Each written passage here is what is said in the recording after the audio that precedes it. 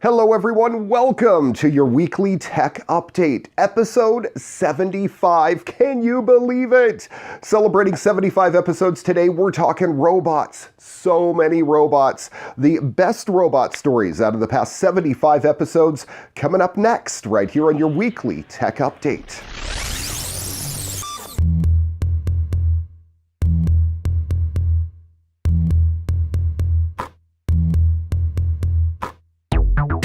Spot Mini, Boston Dynamics' agile four-legged robot, will go on sale next year for companies that want a mechanical quadruped to get to places a wheeled device just can't reach.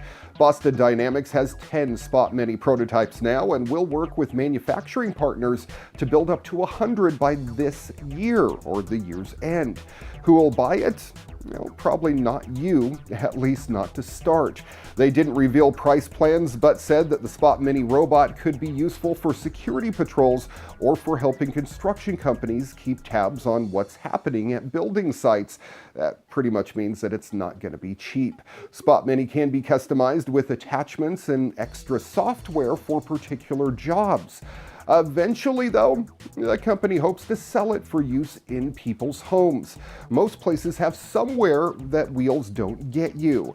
Boston Dynamics thinks that Spot Mini can go to a much larger fraction of places. One request Boston Dynamic gets is for a leg device that can carry wheelchair-bound people on more demanding terrain, such as a hike through the wilderness. They're not actively working on that one yet, but you never know. They're definitely capable of it. Boston Dynamics showed it can teach its new dog new tricks, demonstrating its Spot Mini autonomous navigation. The robot uses its 4 cameras to figure out where obstacles are and how to avoid them. That includes walking up steps without bumping into the railings. In the long run, robots could be more important than the internet, and you'll be able to purchase your very own next year. For enough cash anyway. Thanks to 3D printing, the fabrication of prosthetic arms, lightweight EV parts, and even space travel have benefited from lower costs of production. Eager to build on that is the team at MIT, a team of researchers in the Computer Science and Artificial Intelligence Laboratory, also known as CSAIL. They've built a fleet of self-driving boats that could provide a tantalizing glimpse into the future of autonomous transportation. Unlike the curvature of a regular boat, these 3D printed boats adopt a rectangular structure, a deliberate design that could allow them to move sideways or any direction they need, attach to other objects, and potentially reassemble into floating bridges or platforms for floating music events and mobile food markets. To bring them to life, researchers printed a rectangular hole and connected 16 different sections together. They're agile and resistant to force, thanks to 4 conveniently positioned thrusters, and can smoothly skim across water. Each one measures 4 by 2 meters in size. It's fitted with a power supply, mobile and radio frequency beacons, and a Wi-Fi antenna. Imagine shifting some infrastructure services that usually take place during the day on the road, deliveries, garbage management, waste management, to the middle of the night and on the water using a fleet of these autonomous boats. There's still work to be done before these boats hit waterways. The team acknowledges that mass discrepancies between people and ferried goods need to be accounted for. Transferring the 3D designs into a real-world situation will require extensive testing, particularly positioning and orientation.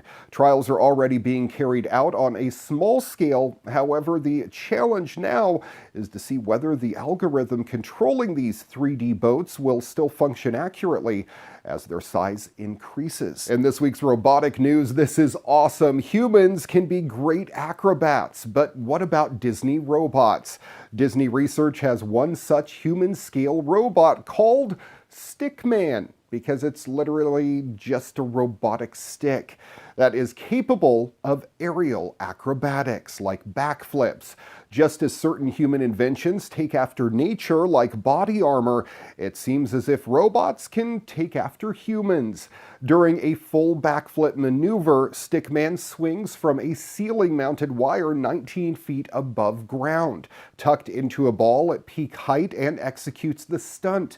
Stretched out, Stickman measures 7 feet tall, or as the Disney research paper puts it, to approximate the height of a human stunt performer with arms raised above his or her head. Although it's worth noting most gymnasts are nowhere near 7 feet tall. Inertial motion sensing, a trio of laser rangefinders, and computer vision enable Stickman to pull off these stunts, but also ensure its safety by landing onto a mat. It's not much now, but the possibility of robot gymnastics and parkour is, in fact, becoming a reality. Boston Dynamics' humanoid robot performed a successful backflip last year too, and I'm sure it's just the start.